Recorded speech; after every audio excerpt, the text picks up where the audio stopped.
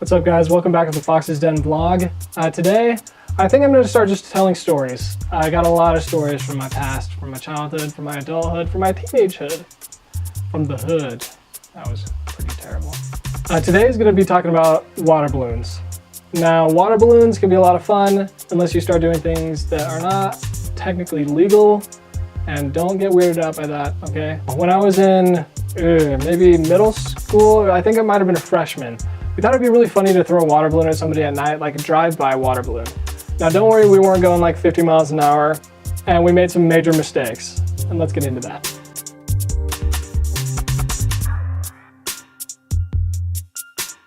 We decided it'd be funny to throw like a gigantic water balloon at somebody. Now, I don't know why I didn't think it would be like dangerous to throw like 15 pounds of water at somebody, but for some reason I didn't. So we filled up birthday-sized balloons.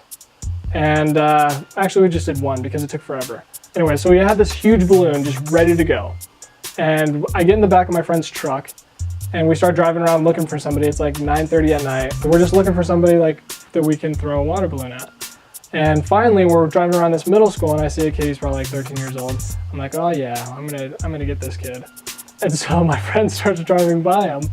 And granted, when I was a freshman in high school, I was like 5 foot, like barely 100 pounds. I was a very, very small high school kid. And so I'm sitting here holding this water balloon in the back of the truck. And when I go to huck it, I don't even have like enough force. He's only like 8 feet away, but I maybe threw it like 4 feet. Like it was just barely out of the truck and it splashed, like it might have got his pants and his shoes wet. That's about as close as it got. And so after that, I realized, hey, that was probably pretty stupid. And we like drove away, we're like, and then we're like, oh, that wasn't really that good. Later in high school, I think it was a junior, me and some friends thought it would be funny. They had done this before where they launch water balloons at cars as they drive by. It was actually pretty funny doing it to people like in a Taco Bell drive-through, things like that. You know, no one's getting hurt. It's kind of funny too because if they're in the drive-through, they can't really like follow you or chase you, so you just hop in the car and drive away. And so then we decided it'd be funny. There was like this little half-moon park along this road that went up through these housing complex. And so we were in this park and the cars would drive through this way, and we decided to lob balloons at people as they were driving through from the park. And so it was going great, it was a lot of fun, it was funny, we were hitting cars, they would stop, we would run away, come back, hit the next car. Anyways, we're on our last balloons. So we're sitting there, and I'm thinking, all right, this has been fun. This car drives up, we all hit it, it stops, and there's another kid waiting at the end. He hits it with his last balloon as the guy's getting out of the car, so it splashes him, and we all start booking it, and I was like, oh man, he's gonna be ticked off. Sure enough, yeah, he was pretty pissed, and he had a friend in the car, so we all run off into the desert behind all the housing complex.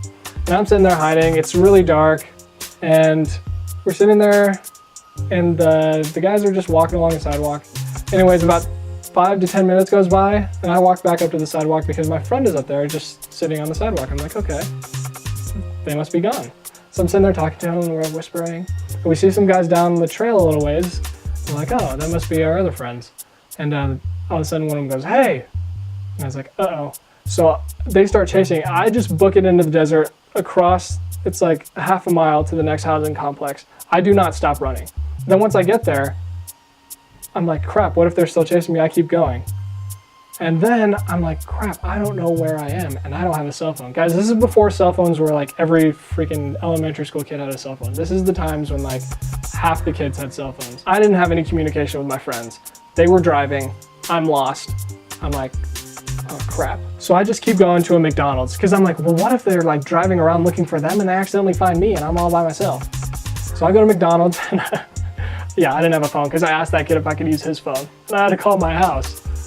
Oh gosh, so it's like 11:30 at night. Call my mom, she's like, oh, why can't your friend bring you? I'm like, he just can't. She's like, okay, I'll come get you.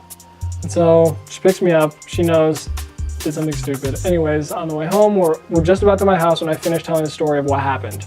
Because, I mean, there's no good lie to get out of that. She goes, well, we gotta go back because they're probably looking for you. And I'm like, wow, that's a very smart thing to say. Sure enough, they actually were looking for me. And so we had to go back, we found him, I ended up grounded for 2 weeks. Guys, moral of the story, don't throw water balloons at cars.